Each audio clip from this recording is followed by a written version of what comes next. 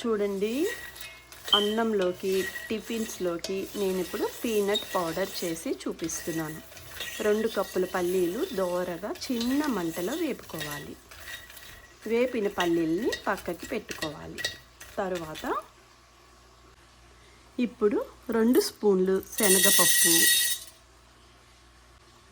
2 స్పూన్లు మినప్పప్పు, పల్లీ పౌడర్కి ఇవి కూడా దోరగా వేపుకోవాలి. మినప్పప్పు శనగపప్పు వేగుతున్నప్పుడే 2 స్పూన్లు ధనియాలు, 1 స్పూను జీలకర్ర. ఇప్పుడు ఇవి కూడా దోరగా వేపుకోవాలి. ధనియాలు, జీలకర్ర, శనగపప్పు, మినప్పప్పు వేగుతున్నప్పుడు పొడికి సరిపడా ఎండుమిరపకాయలు, పల్లి పొడికి సరిపడా ఒక 20-30 ఎండుమిరపకాయలు వేసుకోవాలి. చూడండి, ఇట్లా వేగుతున్నప్పుడు కొంచెం చింతపండు రెమ్మ రెండు వేస్తే చాలు ఇట్లా, ఎందుకంటే ఇది టేస్ట్ చాలా బాగుంటుంది. తర్వాత ఈ మిరపకాయలు, పప్పులు అన్నీ వేగుతున్నప్పుడు 4 వెల్లుల్లిపాయ రేకులు. చూడండి, కొంచెం ఇంగువ. ఇది కూడా ఇట్లా మిక్స్ చేద్దాం.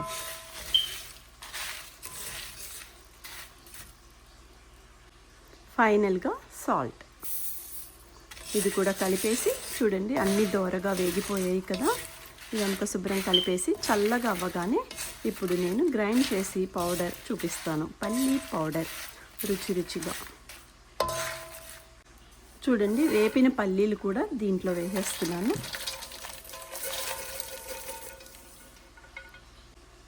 ఒక 4-5 కర్రీ లీవ్స్ వేసి మిక్స్ చేసేసి ఇది చల్లగా అవ్వగానే పల్లీ పౌడర్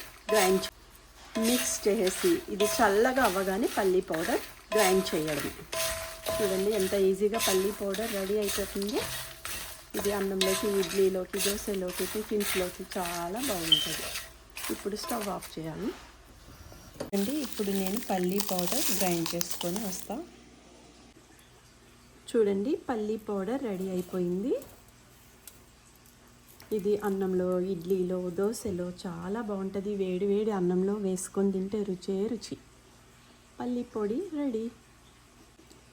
చూడండి, ఈ పౌడర్ మనం నిల్వ పెట్టుకోవాలంటే ఫ్రిడ్జ్లో పెట్టుకుంటే చాలు. ఒక 2-3 మంత్స్ వరకు మనకి ఫ్రెష్గానే ఉంటుంది. ఎంత రుచికరమైన పల్లీ పౌడర్ ఇంట్లోనే ఈజీగా రెడీ. రుచికరమైన పల్లీ పౌడర్ రెడీ. 2 మంత్స్ వరకు ఈ పల్లీ పౌడర్ ఏమీ పాడవదు. మనం ఫ్రిడ్జ్లో పెట్టుకోవాలి. ఇట్లా గ్లాస్ బాటిల్లో వేసుకొని. చూడండి, పల్లీ పౌడర్